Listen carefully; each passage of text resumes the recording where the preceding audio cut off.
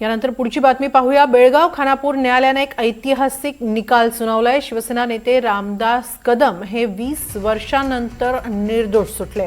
शिवसेना नेते रामदास कदम आणि नितीन बानगुडे पाटील यांची 20 वर्षांनंतर निर्दोष सुटका झालेली आहे। रामदास कदम आणि नितीन बानगुडे पाटील यांनी रत्नागिरीच्या खानापूर इथल्या मेळाव्यात कर्नाटक सरकारविरोधात आक्रमक भाषण केलं होतं।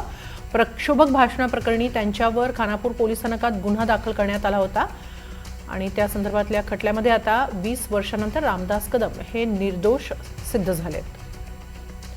याबाबत अधिक माहिती घेऊया आमचे प्रतिनिधी राकेश गुडेकर यांच्याकडून। राकेश, काय हे नेमकं प्रकरण होतं आणि काय अधिक माहिती या निकालाबाबत?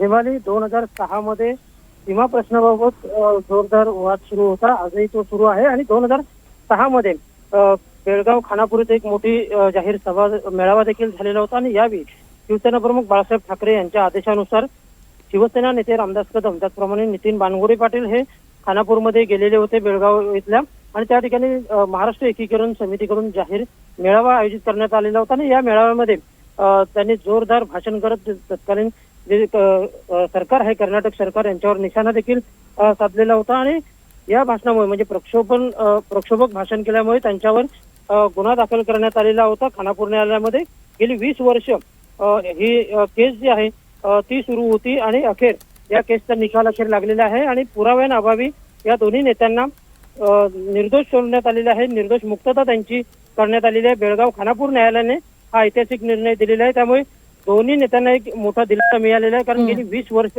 ही केस जी आहे ती सुरू होती। हिमालय, नक्की धन्यवाद राकेश, आपण दिलेल्या या सविस्तर माहितीबद्दल।